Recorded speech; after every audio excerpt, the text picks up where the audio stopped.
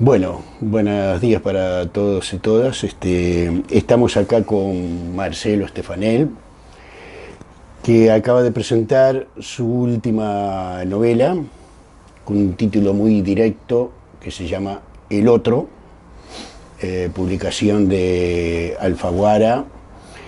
Y bueno, estamos aquí para conversar con él sobre esa trama asombrosa que tiene la novela, que como en casi todas sus obras tiene un origen autobiográfico, de su Exacto. experiencia de vida. Además está escrito en primera persona. Sí, y con nombre, con el nombre propio. Además, como, sí, sí, sí, el personaje se llama Marcelo, Sí, no cabe duda. exactamente. Contanos un poquito de cómo es esa experiencia de vida y tan curiosa Sí, sin es una adelantando un historia que poco. me viene persiguiendo hace muchos años. Pero en realidad escribirla fue un desafío cuando un día le cuento los sucesos a Galeano y él me dice, y él empieza a anotar en su libretita, saca enseguida su libretita al bolsillo y empieza a anotar la anécdota, porque las anécdotas le llamaban la atención, las iba coleccionando. Y por allá la guarda casi inmediatamente. Y digo, ¿qué haces? Y me dice, no, esto tenés que contar, escribirlo vos. Y nos reímos. Bueno, eso fue en el 2006, imagínate, pasaron muchos años, ¿no? Pero la historia del otro nace precisamente de un hecho real e insólito. Yo vine a estudiar a Montevideo en el año 69, veterinaria, y tenía que dar un solo examen, en diciembre del 69. Y bueno, salí de mi casa, yo vivía en Río Negro entre Uruguay y Paysandú, a una cuadra del Banco de Seguro, y salí rápido para tomarme el 143 que me llevaba hasta facultad. Cuando estoy pasando por la puerta del personal del banco, hay varios funcionarios ahí, sale un muchacho que no lo vi y lo atropellé. Entonces se le caen las carpetas y los papeles y lo ayudo, le pido disculpas, lo ayudo a levantar todo eso y yo estaba muy apurado y cuando nos miramos somos iguales, muy semejantes. Creo recordar, no lo puse en la novela, pero creo recordar que alguien le tomó el pelo ahí por los parecidos, alguno de sus compañeros, ¿no? Puede ser, sí. Pero como no lo recuerdo bien, no lo puse en la historia. Seguí rápido para no perder el ómnibus, porque tenía que dar el examen sí o sí. Y bueno, y después en el trajín de estudio, de trabajo y militancia, en aquel Uruguay de fines de los 60, me olvidé del tema, totalmente. Claro, Nunca más me crucé con él, lógico. por lo tanto me olvidé del tema. Es que esa era la lógica, Exacto. ¿no? Digamos, uno capaz que puede encontrarse con alguien igual, pero Claro. que eso siga reiterándose con la misma persona a lo Sí. largo de casi Sí. 40 años que Sí, mirá, y transcurre tu recién me novela. vengo a enterar de que mi Socias existe 23 años después. Claro, ahí está lo. Que fue cuando yo entré a trabajar en Búsqueda en el año 91. Entonces está en el barrio Búsqueda, ¿no? A 2 cuadras del banco, a 1 cuadra y poco. Me hago socio del Club Juventus para hacer básquetbol, ¿no? Y yoga y pileta, que me encantaban esos deportes. Y me empiezo a comprar todos los implementos de higiene en una farmacia que había frente al banco de seguro. Y un día el farmacéutico que estaba solo me dice, ¿y cómo va ese trabajo en el banco? ¿Qué banco? Le digo. ¿Usted no trabaja en el banco de seguro? No, no, yo trabajo en Semanario Búsqueda. Hay un funcionario idéntico a usted, le pido disculpas, lo confundí, suele venir por la farmacia también. Bueno, está. Me fui impactado, ¿no? Me entró un pudor enorme y no podía creer que habían... Ahí dice los cálculos, ¿no? Ahí recién recordé aquel incidente del año 69 y no podía creer que haya envejecido igual, había envejecido igual que yo. Además se mantenían en la misma zona. En la misma zona. ¿Entendés? Yo ya no vivía en la zona, pero trabajaba, iba todos los días, lunes a Claro, viernes. claro, claro. Bueno, y me bloqueé, ¿no? Me bloqueé. Pero cada vez que pasaba por la farmacia, y el farmacéutico de oportunidad me tiraba unos piques, ¿no? Me dijo cómo se llamaba un día, me dijo qué cargo tenía en el banco otro día, en qué piso estaba la oficina. Así fue la novela. Vos te das cuenta que casi sin buscarlo, caíste en viejos tópicos de la literatura, ¿no? Que a veces armarlos Era no como es estar fácil, adentro. porque está el Sí. tema del doble, el Exacto. del espejo, la Exacto. comedia de equivocaciones. Exacto. Bueno, después va a estar el manuscrito perdido y encontrado. Exacto, exacto. Pero además, en el interín, entre encontrar el manuscrito en el interín, en la vida absolutamente real, ¿no? Me pasa eso que yo cuento, el día que estoy haciendo pileta en el Juventus, y cuando termino cansado, agarrado del andarivel al borde de la pileta, viene Eduardo Galeano al lado, que lo único que iba a hacer era pileta al club. Y se saca los lentitos esos, las antiparras para nadar, y me dice, hola Marcelo, ¿cómo andás? Bien, los otros días te saludé y no me contestaste, ¿no viste bolilla? A mí, le digo. Vos que, además él nunca saludaba a nadie, iba por la calle caminando, sin mirar para ningún lado. Y me dice, sí, ¿dónde me viste? En la puerta del Banco de Seguro. Digo, no, Eduardo, le digo, no era yo, era el otro. ¿Qué otro? Entonces le cuento esta historia que te estoy contando a ti y que cuento en los libros. Entonces ahí quedó entusiasmadísimo, me dice, vení, te invito a almorzar y me contás. Y ahí fue que me invita a escribir la historia. Pero no le hice caso. Luego, más tarde, voy a ver la película con mi compañera de Kieslowski, ¿no? La doble vida de Verónica, y se me vino el otro de vuelta. Y además en la película, las dos Verónicas tienen la misma enfermedad del corazón. Una vive en Berlín y otra en París. La berlinesa baja a París y vos ahí estás esperando el encuentro, ¿no? E incluso hay una escena que creo que una de ellas va en un ómnibus y la otra va caminando por la acera. Se cruzan sin verse. Entonces cuando vi esa película me acordé del otro. Digo, ¿será posible que yo tampoco me encuentre nunca con el otro? No quería encontrarme con el otro. Bueno, y así va la historia. Y llega un momento en que, no le voy a decir desenlace, pero tuve que escribirla. Claro. Tuve que escribirla y me pasó una cosa curiosísima. Empecé a escribirla tal cual te estoy contando ahora en Facebook, capítulo por capítulo, ¿no? Capítulos muy cortos, muy ágiles. Y cuando termino el capítulo 5, el mismo capítulo 5 que está en la novela, me dice uno de los lectores de Facebook, una señora me dice, ay Marcelo, dice, por culpa del capítulo 5 se me quemó la torta en el horno. Entonces dije, voy bien, ¿no? La atención está acá, no la tengo agarrado al lector. Bueno, entonces me entusiasmé y seguí, capítulo 6, capítulo 7. Y cada semana subía uno, como si fuera un folletín, ¿no? Cada semana subía un capítulo. Y por allá, cuando el capítulo 7 creo que fue, uno de los lectores me dice, ¿y ahora tengo que esperar una semana? Dice, la ansiedad que me producí, mira, te juro que me costó menos dejar el alcohol y el tabaco que esperar esta semana. Entonces dijo, bueno, tengo que seguir, a todos desafíos.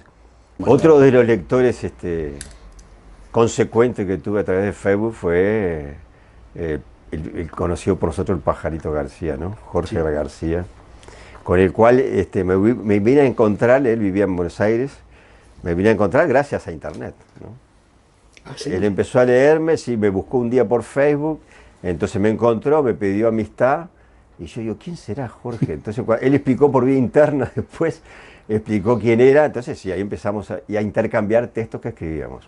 Claro. E incluso ahí fue que le di manija para que publicara sus cuentos, ¿no? Para mí tenía una prosa muy original, muy original. A mí me dejó muy sorprendido, la verdad, no lo podía comparar con nadie de antes, quizás algún estilo sí, pero en realidad era propio. Sí. Entonces el otro lo fui primero en Facebook y después por mail se lo mandaba. Pero bueno, nos fueron dejando los compañeros, ¿no? Entre ellos el Bicho, que también lo leía, el Pajarito, y para ellos la novela no concluyó. Claro. Y como no concluye nuestra amistad y nuestra memoria, ¿no? Por ellos, ¿no? Lógico. Se dio una dialéctica interesantísima con los lectores. Qué bueno. Entonces, como que la novela se fue retroalimentando. Entonces, claro. Tenía que juntar material para seguir, ¿no? Entonces, lo que no pude juntar, ahí empecé a ficcionar. Ahí entró el juego ese que me encanta, ¿no? Bueno. Pero los lectores de Facebook tienen gran responsabilidad sobre el desarrollo de la historia. Está muy bien eso. La verdad que aprovechar recursos tecnológicos de ese tipo es toda una novedad.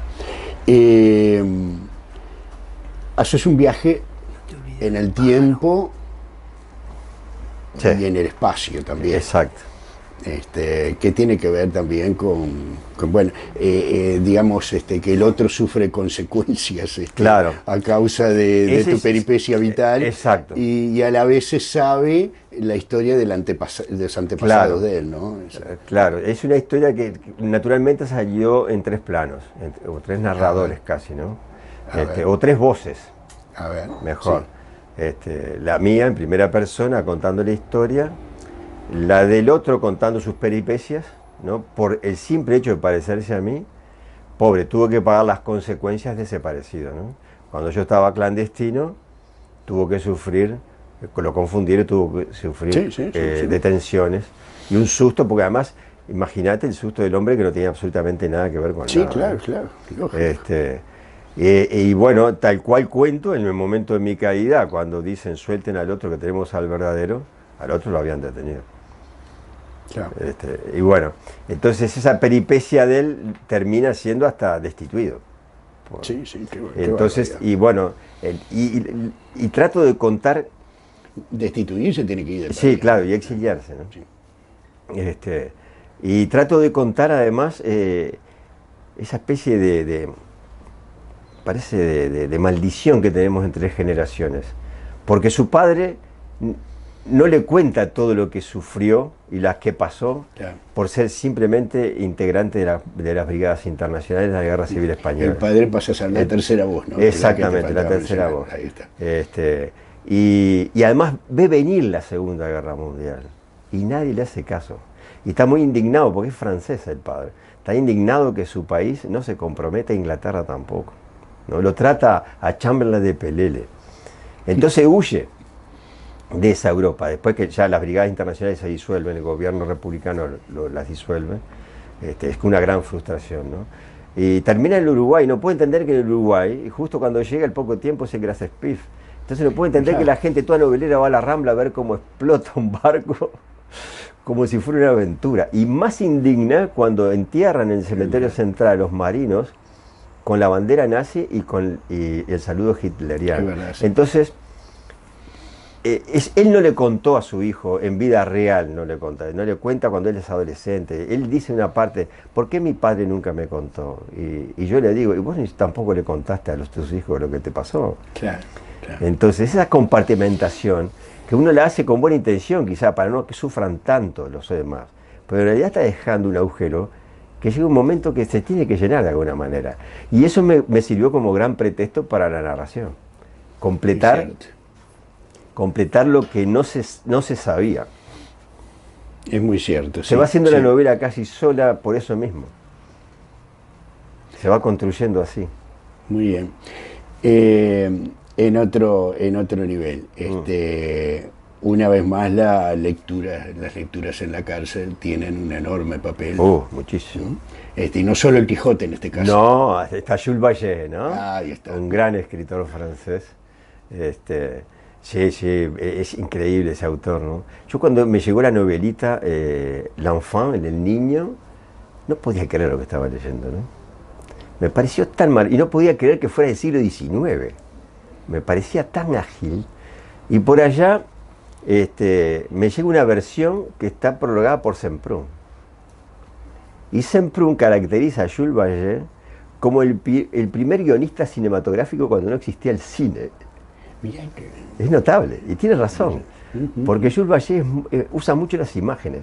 Sus textos son todos breves, son concisos, sus guiones también, y las descripciones físicas que hace de sus tías o de la comida, es también cinematográfica. Y bueno, y fue un gran luchador, otro derrotado, ¿no? Es una historia de derrotados, ¿no? Es una historia de derrotados. Bueno, pero metes mucha lectura, bueno, aparece hasta Claude Lévi-Strauss. Claro, es que puede ser confundido con el compañero el vecino de camarote. Sí, confusiones hay de todo tipo. Hasta un policía Claude que se parece a Jean Aznavour. Exactamente, pero eso es real, absolutamente real. Sí. El tira que hace el fusilamiento en seco es real. Es real, absolutamente real. Le decíamos Charles Aznavour, además, porque era tan parecido que así le decíamos. Y también va paralelo a a los libros que tú estás escribiendo, ¿no? Porque Claro. está Don Quijote a la Claro, porque en Mancha, esa época estaba preparando el primer libro, está cuando bien. se dan esos sucesos. Eso le da más fuerza de realidad todavía Claro. al texto. A mí yo conté ayer en la presentación, tú viste que se lo dedico a 4 personas al libro, ¿no? Ujú, A la Inés Larre Borges, al Bicho Bonomi, ujú. a Tomás de Matos y a Galeano. Cada uno por un motivo distinto, ¿no? Ana Inés por la sencilla razón de que yo en la cárcel perdí todo lo que había escrito, todos los cuentos y una novela que había hecho, en una requisa en el año 82. Me llevaron todo, lo perdí y ahí me rayé. Me bloqueé. No, al principio me hice guapo. Como sí, a tantos otros. seguro. ¿No? Le pasó a Liscano, le pasó a Exactamente. Roberto Meyer, le Exacto. pasó. Sí, sí. ¿Te acordás? Además, ¿te tocaba o no te tocaba? Al Bicho no le tocó, por ejemplo. Claro. Yo Este- pude guardar todas las cartas de mi compañero. Mira, yo perdí todo. Todo lo que estaba de puño y letra mío desapareció. Entonces primero me hice el valiente. Ya, voy a escribir de vuelta. No, imposible. Sí. Entonces no escribí más por años. ¿No? Me dediqué a pintar. Pero cuando empiezo a trabajar en Brecha, Ana Inés Larre Borges, en las conversaciones que teníamos de pasillo o almuerzos, estaba asombrada de lo que habíamos leído. Entonces un día Claro. me dice, ¿por qué no te haces una columna semanal y la titulamos Leer en Libertad? Y Sí, contás sí, una sí. experiencia. E hice aquellas columnitas. Sí. Pero ese fue recuerdo. el puntapié, por eso se lo dedico a ella. Está Ella bien, me está muy impulsó a bien. volver a escribir. Está muy bien. Entonces fue como destapar ese caño y ahí me animé a empezar a escribir. Está bien.